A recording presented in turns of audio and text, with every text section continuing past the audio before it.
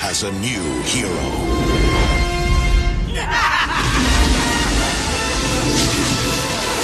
Spawn. I've gone into Hollywood at times, and you do like these pitches. And what they do, if they do it upright, they just load you up, and they go 9 o'clock is Universal, 10 o'clock is Paramount. I used to work for Warner Brothers. Right, so you go bang, bang, bang, bang, bang, and over the course of a day or 2 days, you do like 7, 8 pitches, right? The one in the morning, you're just getting warmed up, right? It's like you haven't had your coffee yet. Right. And it's like, and you're going, it's okay. You know, the second one, not too bad.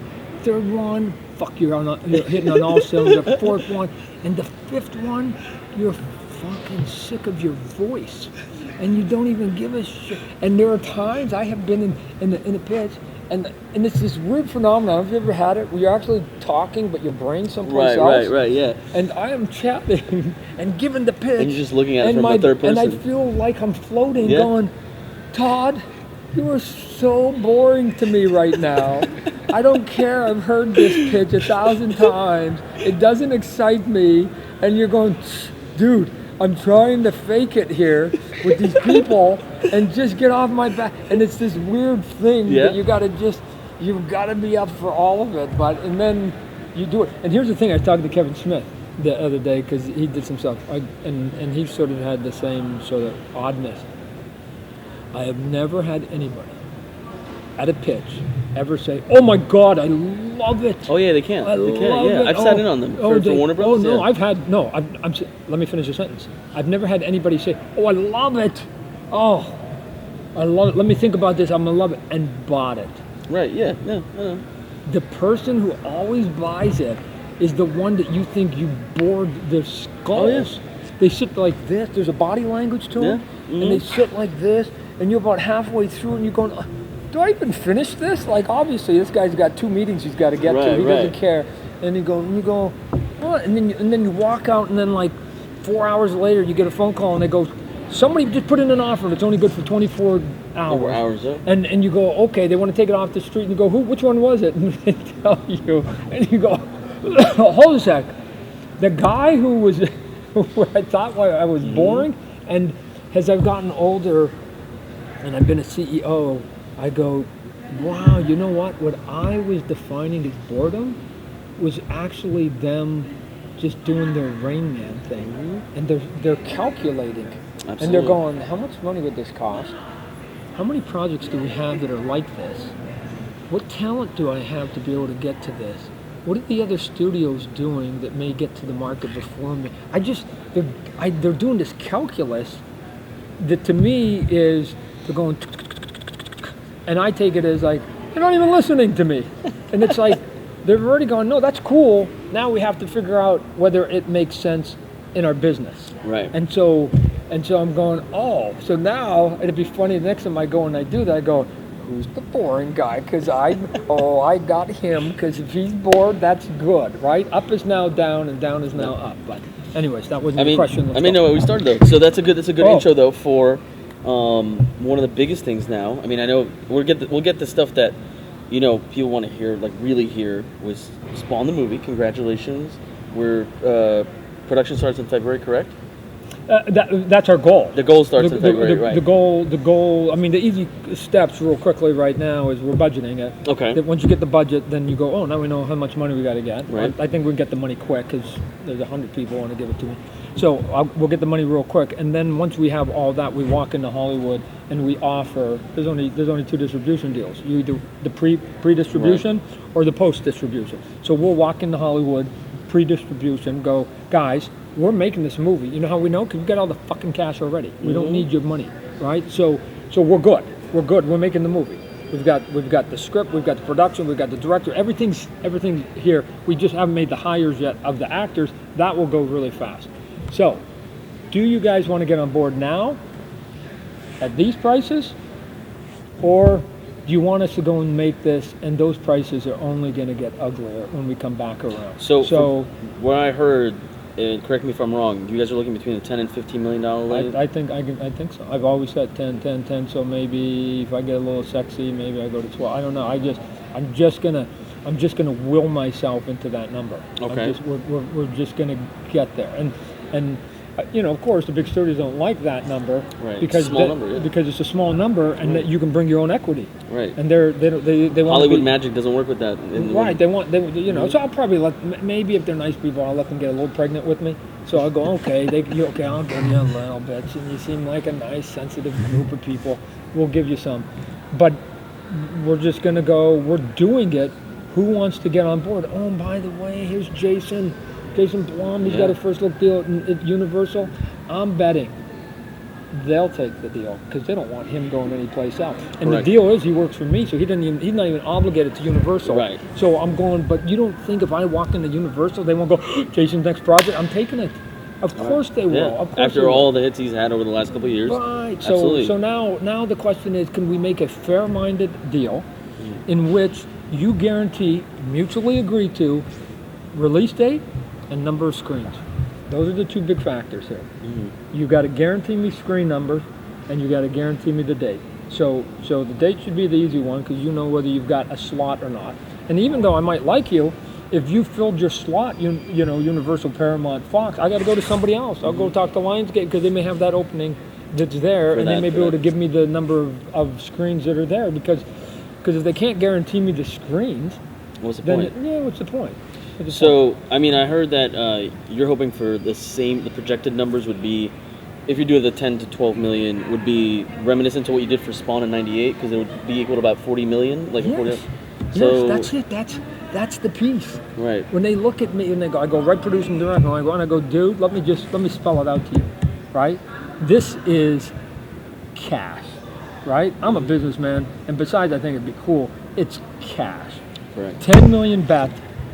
$40 million in today's dollars, same number of people. Right. Let's just say I'm an idiot and we only get half. It's right. 20 million on a $10 million bet. I don't know intellectually how I can get half the people to what I've been using as a brand for 25 years or 20 years since the movie came out. And there's this thing called geekdom that has only gotten larger. Right. What are you talking about? So, and R-rated movies are getting crazy now. We just saw it in the last month between Annabelle and It. Like, this is such low-hanging fruit. I'm just not willing to share it with you. So right? No big deal. So you've seen. So last year we've had Logan, we had Deadpool. So do you feel that your brand got strengthened as far as making this movie because of those two R-rated movies that did really well? It was always going to be R. I didn't give a shit whether they were doing a Logan or they were doing a Deadpool. What it does is it eases the corporations that are going to help in the marketing and the distribution. It will help their ulcers, for lack of a better word, of going, oh, sure we can make this deal because it's got Jason Blum, check, and it's got a brand, check, and it opened up to 40, check, and it's kind of like Deadpool, check, because it's superheroes, and it's got Logan, check, and it's a little bit horror like It, check, and I don't care what they need to do, what gymnastics they need to play in their brain, I just need them to say yes or no. And so if those elements help them to get to yes, I don't care how they do their calculus, right? And at that point, there may even be another movie that's R-rated called Venom. And I go, Venom? I hope Venom rocks. Because I'll be able to go, Venom rocked, another R-rated superhero movie. Oh, did I mention I co-created that character? We're putting that in front of that trailer, right? I hope this thing makes $1 billion. Because I can put, when the co-creator of Venom comes, I go, duh, there's my opening just there. Oh, and by the way, I'm already going to get some of the black community. I'm going to get the scare community. I'm going to get the Canadians. That's me. Right. So we're going to get the Canadians. Are going to come in, and we're going to get superhero people. And we're like, and I go, tell me. Somebody actually tell me how it doesn't work, because I can't figure it out. And here's the great thing: of spending $10 million, you only have to make a little bit back to be able to do a second one, a sequel. If you put out $300 million, $200 in production, and $100 million in P&A and marketing, you're at a $300 million nut, and you only get half the take using easy math from globally, which means that I'm now the executive goes, I've got to get $600 million to get to zero, to get to zero. To get to zero, yeah. So I'm going, holy, my sphincter is tight. You have a $10 million movie with dedicated brand that's been around for forever. And it definitely is. And spend less. Yeah. Spend less than we did the last time. What are you talking about? Which is also crazy to taking this long, honestly. I mean, Spawn, so just to go back a little bit, so Spawn did a lot of things, and you did a lot of things even when you guys just up and went and did Image Comics, and you guys did your thing. But one of the biggest things, and I'm sure you hear it all the time, when I was a kid, I used to get comic books, and I used to hide Spawn in a batch of comic books when I go to give it to my mom to buy, because I wasn't allowed to read Spawn. Yeah. And then John, my friend John, was an artist, and he would actually, as a kid, he would trace over your covers and show it to his mom, make believe like they were his. Yeah. But She didn't believe me. Here's the worst thing. If Mom had trouble with those first 30 issues, Yeah. she would be horrified with what's in the book right now. Oh, right? yeah. Because I go like, should go see the latest issue. It's Naked Lady with Woo Woo showing. So I go, it just was the scene, and it was what needed to be on the paper. What I am trying to get across to people, and what I'm hoping the movie will get across to people, is that this is a 25-year brand, Right. and unlike Mickey Mouse, and unlike Superman, that they need to keep in some kind of time capsule. Right. I want to evolve this thing as you and I, my fan base and movies are getting older. I need to acknowledge that time is going by, Right. and that I don't want to then kick you off the train and hope that another group of 14-year-olds come on board. I don't want Right. to do. I want to go. I've got to. The brand's been there, yeah. I've got a group of party goers that I Right. like, and Yeah. and now I need to play to you, and then in 20 years I need to play to you again. What is that? And Right. so it's I need to go, guys. This is where he's at 25 years later. This is what it looks like. This is what it has to look like, Right. because we're all 25 years older now. Yeah, that's For correct. God's sakes, it can't be Spawn #1. It can't Yeah. be. So, a good friend of mine, Dave Cortez, actually started out in Marvel at McFarlane Toys. And, you know, from there now he does stuff for Marvel and DC. And one of the biggest things I remember growing up and hearing it from him was that you guys were so innovative in your toys and the way you guys did things. And Spawn was really one of the first toys that was a little bit more expensive than regular action figures, but I remember I bought a ton of them, and everyone bought a ton of them. And how do you feel you've changed the toy space? I mean, even to this day, I mean... But again, I live in a world at times where I feel like I'm the little boy in the Emperor's clothes.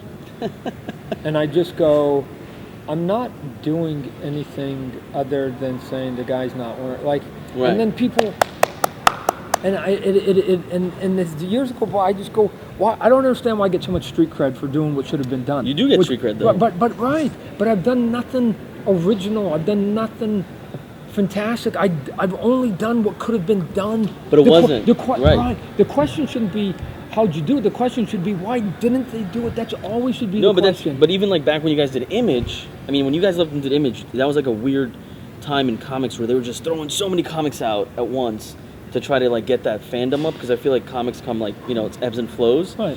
And I feel when you came in, you guys said pretty much fuck it, we're just gonna do it We're this doing way. our thing, right? And Right, but let's go back to toys though, because that's a hard Right. that's a hard business. Right, it is. Oh, Todd, look at you! You make them so detailed. They could have made their toys detailed. It's a mold. Yeah. The mold will go into any shape you put it.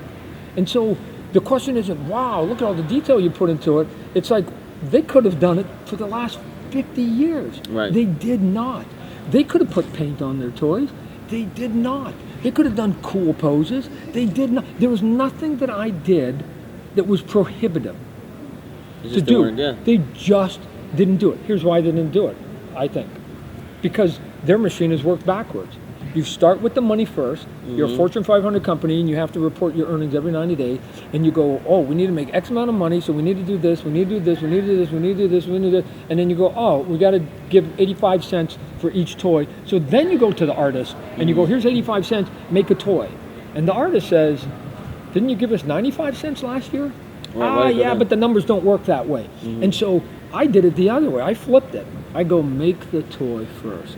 Make it as cool as you can, and then we'll give it to the money people, and then we'll figure out the price. Because I've seen some of the original at Dave's studio. I've seen some of the original molds and some of the original stuff you guys did, and they're amazing. Like to this day, they're still Right. So when I came out, I remember my first couple toy fairs that Hasbro and Mattel people that I knew would sit there and go, "Oh, little boy, you can't sell a $6.99 action figure. Why? Because everything on the marketplace was $5.99."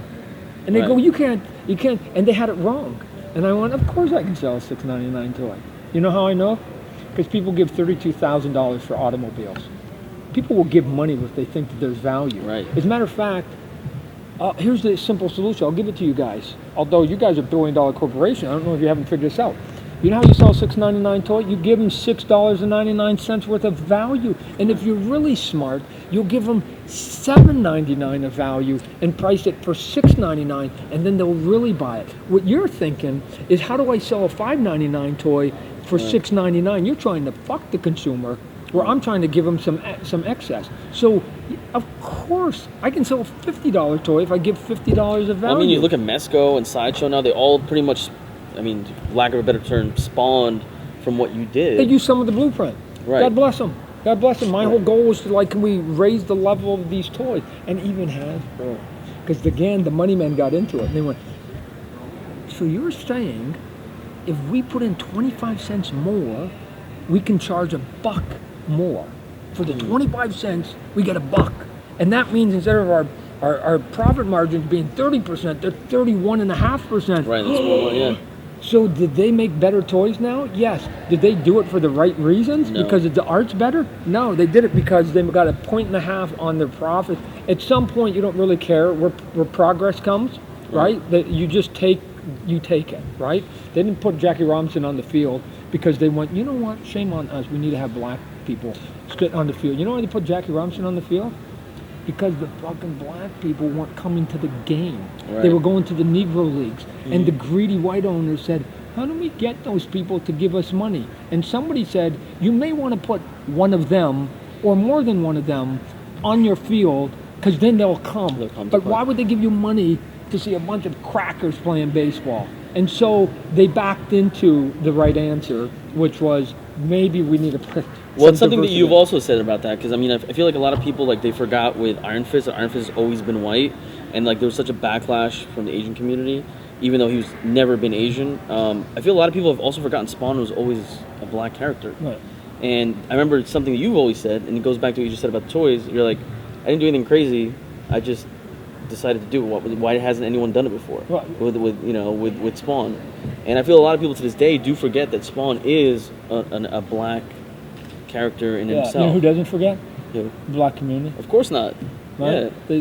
He was the first black superhero, and then in film, and then Blade came. And Blade came like right there, boom, boom, and they were going, yeah, fine, finally, somebody's doing something, right? I'd be absurd to think as a white cracker Canadian, right, that I got anything to say about that community, other than to say, you know what, I'm an ally, right? But so even like from there, you have John Leguizamo, who's Latino, as the Violator. Yeah. And that was like we're gonna have fun. We're gonna have fun. Look, here's what I did. I thought that Marvel and DC did wrong.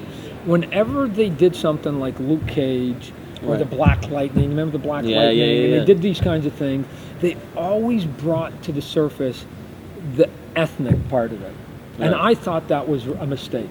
Absolutely. You don't do a female character and bring the female part. You just go, I am doing a hero book. Right. And who cares what the hero looks like, right? Just like a firefighter. I don't care if it's a female. I don't care what their religion is or what the color of skin is. I just care they put out the damn fire, right? That's the hero job. So to me, I'm going, well, why don't I just do something, not draw attention to the blackness of it, strip the skin off it, so that everybody will just judge them, as Martin Luther King said, by their actions and the character of who they are instead of the color of their skin, and just do that. And you're right, because I'm telling you, there was a moment, and I went, oh, I did it. I was in Texas, and the line that was coming, there was a couple good old boys wearing the hats, they had the accent, and they went, oh, I sure love that Spawn character. And I had to remind them, go, you remember that guy's a black man, right? And you should have seen the look on them. Oh my God. They looked at they went, Jessica, did you remember that? And you go, and I'm going, they forgot. And that is the point, which is why he's covered in his costume from head to toe. So you don't get distracted by any of this. You just go, is he cool or isn't he cool? Do I like him or don't I like him? And all the other stuff, just wash it away. Where in the past, they were always drawing attention to it. We're going to do Asian, we're going to do an Asian sort of angle to it. Right. It's wrong. So. But when the movie came out, honestly, how happy were you with it? I mean, it's become a cult classic. I do watch it every once in a while. I called it a double. It wasn't a single. It wasn't a home run. It was like a double, somewhere in between. It was ahead of the superhero curve, and I thought they rushed some stuff, tried to add some stuff in it. There's some unfinished stuff that was in there, but it wasn't my money. I mean, it wasn't my money to. I mean, that director's cut's phenomenal. To make the final decisions. If you ask me, would I've made some changes? Shit, yes. Right? There was a couple easy ones. Get rid of the hell scene because it wasn't finished, and for God's sakes, why do we need a boy and a dog in this movie? Like, I don't give a shit about the boy and the dog, right? Just give me the world that's gritty and ugly, and it doesn't include boys and dogs. Right. Like, stop it, you're hurting me. So, but it was their money. I don't care. It's their money. Yeah, it's their let them play with money. it. So I know a lot of people have been giving you shit because they're like, oh, well, you haven't. You always get shit, I know, but. I don't listen. No, I know you don't listen. I don't read it, so I know you don't read it. I like to naively think that everybody likes it. But you've talked about it where people have given you shit about, like, you have never directed a film before, and, is he ready to direct a film? But, I mean... They don't give me shit. They just ask the question. They're curious. Right, but then they say, like, is he ready for it, right? They make that comment, right? Is he ready for it? But you've been doing storyboards for 25 years, 25 years. Look at. Here, there's a couple quick questions. Todd, are you nervous to direct a full-length feature film? No. Number two, as a human being, should you be? Of course I should. Mm-hmm. But I'm just delusional enough to say no. And here's why. I go, let me take a look at my life a little bit. I got into comic books. Shit, won some awards. Oh, I didn't know anything about animation. They put me in charge of HBO. Oh, won a couple Emmys. I can't even read music. I've got a Grammy. Oh, what do I know about toys and plastic goods? Right. Won awards and set into, like, at some point you have to just go, I understand the guy will be a novice filmmaker for full-length features, although I directed a couple music videos. Okay, so he's going to be a novice, but his track record says that he's skilled enough to put enough smart people around him to just pull this off. And I go, of those places that I've put my feet in, show me the dismal failure. So I go, I can show you in anything surprise and luck on my side. So why wouldn't this thing just continue the surprise and luck? Because I'm smart enough now at this age to put nothing but brilliant people around me that will make me look like a pro every single day. If you're going to be a 20-year vet as my cinematographer, I'm going to have a 10-year vet as my editor. I'm going to have all these actors that are going to be on 10 movies. Are you kidding me? I am going to be the dumbest guy out there, and they're going to make me look good all day long. But the smart man surrounds himself with good people. So let's go and see how that works. I'm Phil Jackson. I coach the Chicago Bulls. Here's how this works. Hey, Michael, Scotty, and I don't even know the rest of you guys' names. I don't even know what you guys' name is because you don't score enough points. Here's the gig. We're going to play basketball. I need you to do that basketball thing. And Scotty and MJ, you take most of the shots. I'm going to be in my three-piece suit. I'll have a clipboard, and I'll be sitting on my ass over there. If any of you guys have any questions, I'm the three-piece suit guy with the clipboard. 7 years later, 6 championships later, Phil Jackson, last time I checked, had 6 rings. Right. Michael Jordan had 6 rings. Between the two of them, I don't know how many, actually I do know how many buckets Phil made. None. You know how much he sweated? None. Right. He was smart enough to find his Michael and his Scotty. And I think I'm skilled enough now as an employer, as a CEO, to sniff out a couple Scotties and MJs because they will make me Phil Jackson. I will just be here with the clipboard, and they're going to make me look good every day. So we just saw what Jason Blum did with Jordan Peele in Get Out. $3.5 million to a comedian doing a creep movie, and it worked. So, dude, I'm just delusional enough to think that this will work. So one last question. The only thing older than Spawn is Yarmir Yager. his career. All right. Well, that was a transition. So okay. How do you feel about the Flames picking him up for hopefully one last season? Here's what I know. At some point, KG Wiley vets have some value, even if they're not playing, sitting on the bench. I mean, I think he scored like 50 or 60 points last year. He scored, yeah. right? No, but I'm just saying. At Yeah, you're right. Yeah. You just go. Even if the only thing he does is sit on the bench and talk to the young kids, they'll be worth every penny that we get out of him. If he will mentor 3 of our young kids, who we hope will be the next generation, that's good. So I'd put. There's always room for the experienced person sitting someplace to let people go. Yep. Cool. Thank you.